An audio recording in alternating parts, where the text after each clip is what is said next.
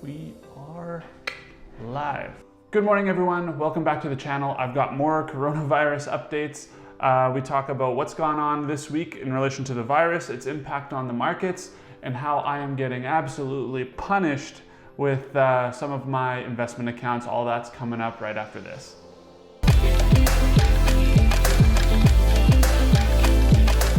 What's up, guys? Welcome back to the channel. My name is Sean. If you're new here, welcome. Thanks for checking out the channel. We talk about personal finance and my journey to financial freedom in the hopes to help you guys get the most out of your money and live generously.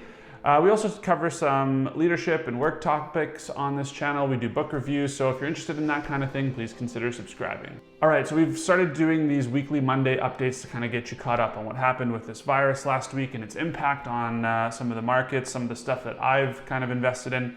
But first, what's changed this week? Well, a lot of things have gone digital. Like, I'm attending church from home via live stream. Restaurants are restricted for capacity now. They are limited to drive-through only pretty much, which is new. Alberta has declared a state of emergency. Canada and the US have closed its borders to tourism traffic and visitors. And of course, Tom Hanks, North America's sweetheart, has confirmed to have COVID-19, so nobody is immune to this. The biggest change for myself is now I'm working from home, and you can see I've got my work computer set up. So a lot has changed in everyday life, even in the last couple of weeks. Even walking outside now, when we get out to get some fresh air, I've noticed that people will cross the street or go off onto the curb to try and keep that 2-meter distance away. I think that's great. I think the social distancing is great, but do remember to keep connecting with others via social media and FaceTime and that kind of thing. So as I mentioned, Canada now has closed its borders. It has asked for all Canadian travelers to return to the country. The supply chain, critical materials, trade, that still goes on, but there's no more tourism. We are now down to only a handful of operating airports in Canada. Those are the major international ones in Vancouver, Calgary, Edmonton, and Toronto, I believe. So we are almost in a complete lockdown. That being said, I think this is absolutely necessary to curb any future issues with this virus spreading, so I think it's going okay. It's just a matter of adjusting for a few weeks, a small sacrifice to pay for a lot of people getting sick. So now let's talk about the stock market. I'm going to cover the VSP.TO ETF that I'm in, as well as the Air Canada stock, and I'm also going to touch on Boeing because I wanted a US counterpart to compare how we're doing. Let's see how they did this week. So the S&P 500.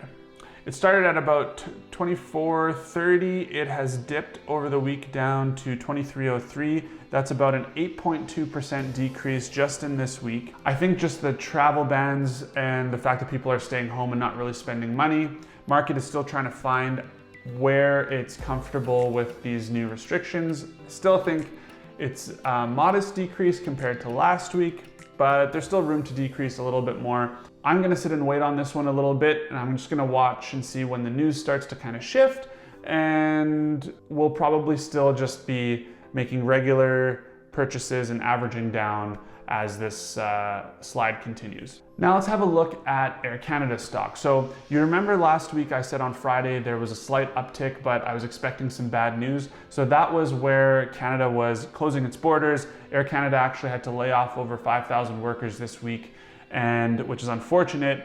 As a result, the stock has also slid another 45% just this week. So it's down to $12.41, which is quite a ways away from the $42 that I think I bought it for. Same thing here. I think I'm going to average down and make some regular purchases. I'm thinking that the only other thing that might rock this a little bit further is if Canada were to go into full emergency mode and ground all flights. But as of right now, over 90% of their flights have been grounded and the workforce has been temporarily laid off. Last stock I wanted to check was Boeing. They've had a really rough year with the issues they've had with their new model of plane, the 737 MAX. However, they've also slid from 149 USD down to 95. That's a 36.4% decrease just in this week. There's been some controversy about whether the government will bail out Boeing because of the previous issues they've had this year. I'm still kind of reading up on that. I'm still thinking that there's a little bit of a slide left in both Boeing and Air Canada. These are the types of stocks that get really hit hard when borders get closed and there are pandemics The only other stocks I could think of would be maybe Carnival or other cruise line companies. Let's just say this is a really big clearance sale. If you're thinking about getting in, start watching these ones. They're basically really cheap right now. So how has this been affecting my net worth and our investments? Well, I made the mistake of going into my Mint account and, well, we aren't doing awesome, but I mean, it's okay. As you know, I have investment accounts with Questrade. By the way, if you're thinking of starting to invest and want to work with Questrade, I have a link below in the comments that you can use to get $50 of free money to invest. So as you guys know, I have a Lira and a TFSA and an RRSP. The RRSP is in a portfolio. So far in the last month, I've lost 7.1% on that. My Lira and my TFSA are both in the VSP.TO, and in the last month, I've lost 8.2% in that portfolio. And my margin account hasn't done much better either. I'm at about 6% out of a loss on that. Really, the stock market is just getting pummeled right now. To make matters worse, my wife and I also have accounts with our company where we purchase some stock and it is matched by a certain percentage by our company. However, we do work in a field that's related to oil and gas. So those have lost a good, 15% there as well. So altogether right now, as of this week, we are down about $120,000, so over $120,000.